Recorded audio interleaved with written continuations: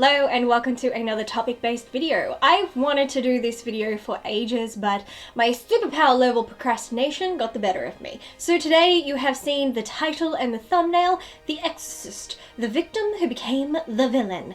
But Ashley, what the fuck does that mean? Excellent question, Candace. I'm glad you asked. Today I want to discuss with you how I feel many movie audiences have been programmed to view certain characters unfairly, and by proxy, their actors, specifically the character of Regan MacNeil played by Linda Blair from Warner Bros. 1973 film The Exorcist.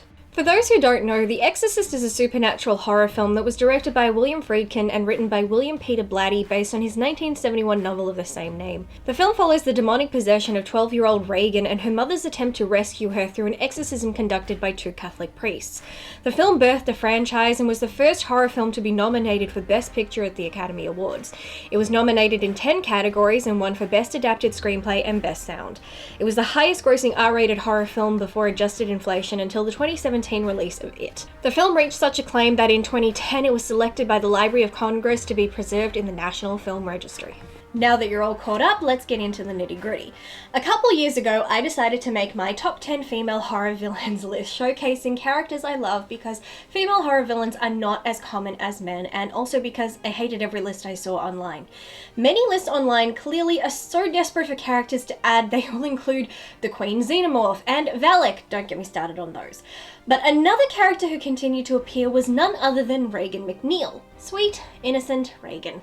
Website after website, video after video, article after article, rating Regan as one of the best horror villains of all time, and one of the best female horror villains of all time. Did no one actually watch the movie? Young Regan in The Exorcist is actually the film's primary protagonist and the victim of the story. She's an innocent 12-year-old girl who is targeted by a demonic force and eventually possessed. During her possession, her body is broken, her body is starved of nutrients, she is forced to commit violent acts upon herself and others, and her flesh is cut up and rotting. And that's just the physical torment she endures. Can you just imagine the psychological impact that would have on a child? The primary antagonist and villain of the story is the demon Pazuzu, who does have a face or symbol that crops up a few times. Yet nearly 50 years on, people and websites are still listing Regan as a villain. What's up with that? I think the answer can be found in the film's initial release. The release of The Exorcist was met with more than just mixed critical reviews. Audiences began reporting they were suffering adverse physical reactions to the film. Heart attacks and miscarriages were reported, and a psychiatric journal published a paper on cinematic neuroses triggered by the film. People reported fainting or vomiting to scenes in which the protagonist Regan undergoes a realistic cerebral angiography and later violently masturbates with a crucifix. Issue number 1. We still today call this scene violent masturbation, and we shouldn't. Masturbation, by definition, is stimulation of the genitals with the hand for sexual pleasure. What was happening to Regan was not pleasure, it was a violent sexual assault that caused genital injury. A foreign entity was forcing a 12-year-old girl against her will to stab herself repeatedly in the vagina with a crucifix until she drew blood. Lots of blood. Yet we still call this scene masturbation.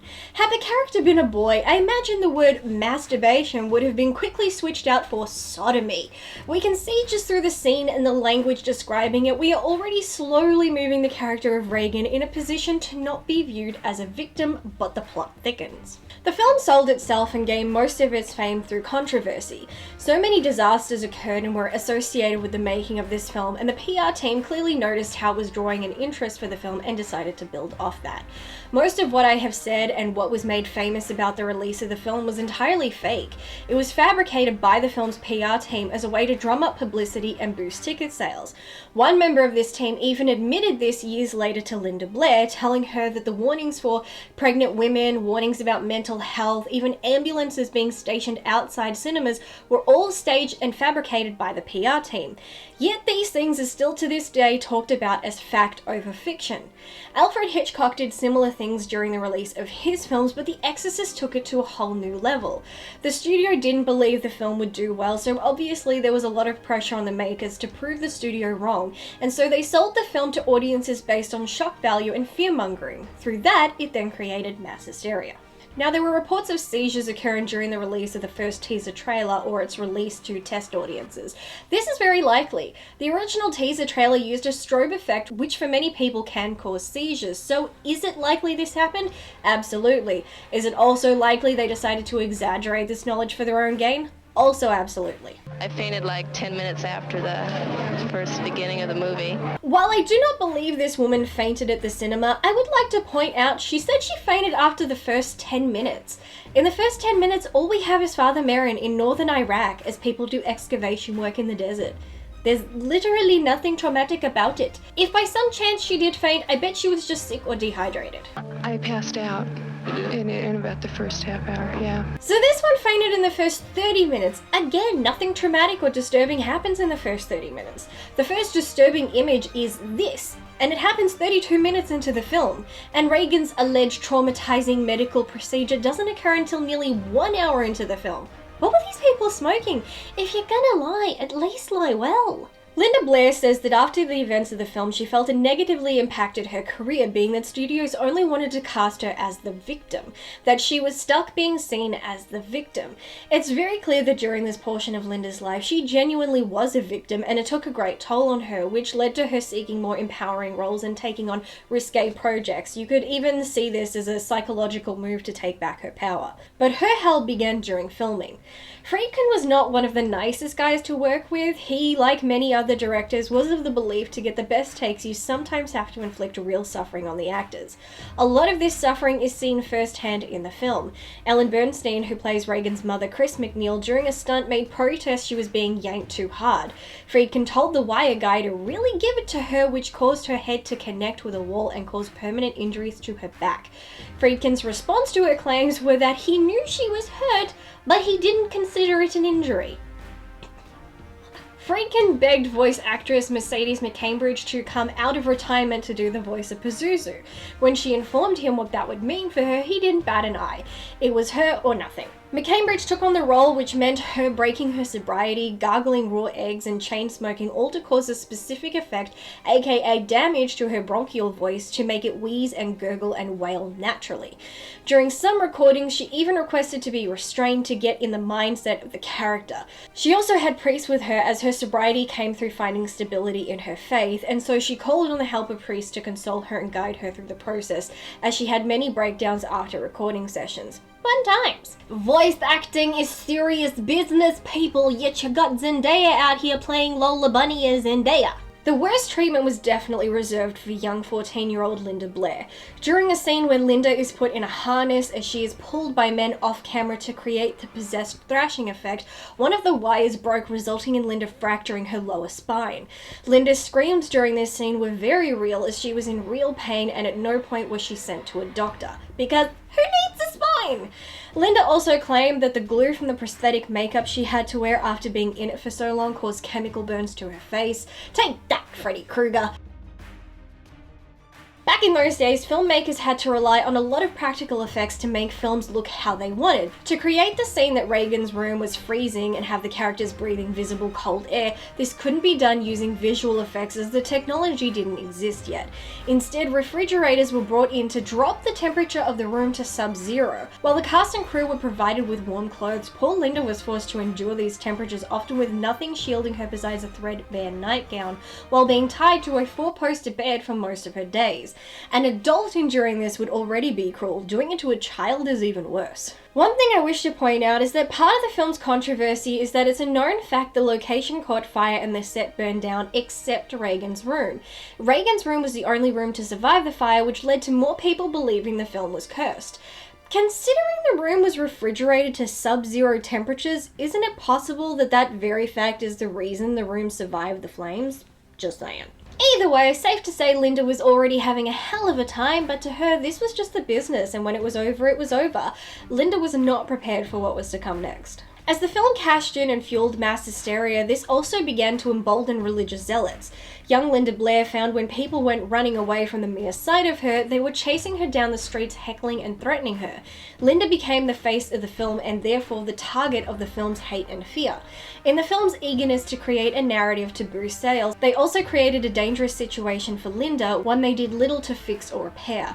This 14-year-old girl was bombarded by questions from the press about her mental state during filming, her religious beliefs, stances, and being expected to explain the deep theological meaning behind the film, questions that overwhelmed her and she could not answer.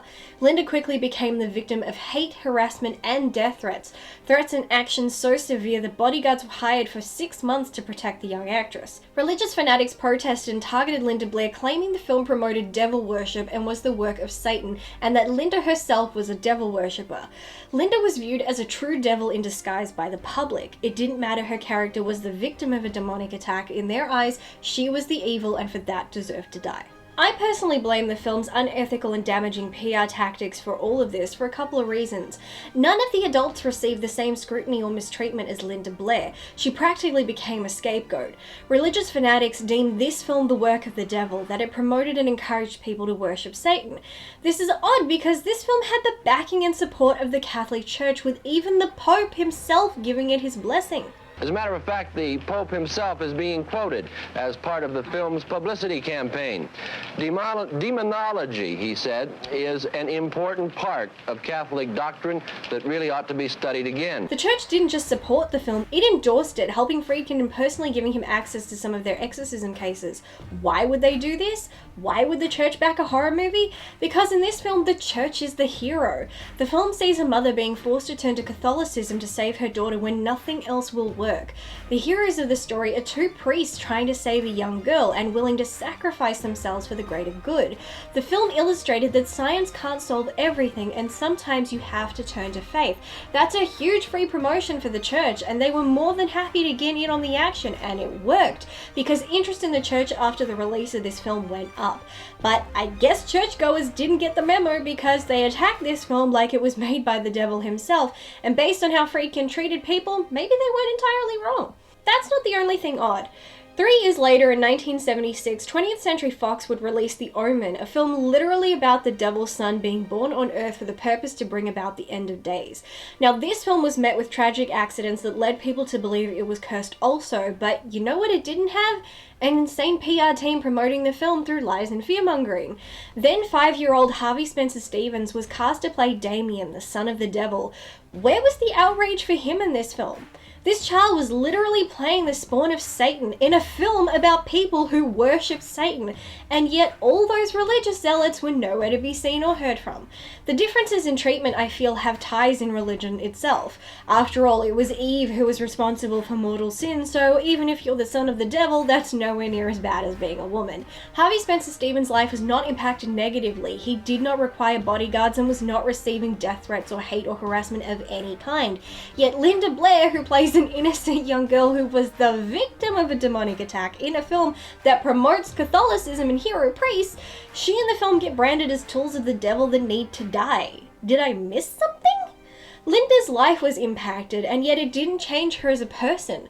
Linda Blair grew up and in her life has supported various charities, especially those involving animal rights. She founded the Linda Blair World Heart Foundation, a non-profit rescue for animals. She even co-authored a book about veganism. Oh, I see the devil's work now. For a time, Linda's life was literally under threat because the world was being fed a narrative that made them view Reagan and in turn Linda as something she wasn't. Harvey, on the hand, the sweet spawn of Lucifer who was able to just slip away into obscurity without a second thought, what happened to him? Oh yeah, in 2017 he went to jail for a road rage incident where he beat the ever-living shit out of 2 cyclists, causing severe injury and trauma to both parties. Very interesting, but even this fact didn't make much headlines. Linda Blair caught the full weight of the media and film audiences, and yet Linda was only a third of the character she played. Eileen Dietz not only played the face of Pazuzu, she also played a possessed Reagan during several scenes, including the crucifix scene.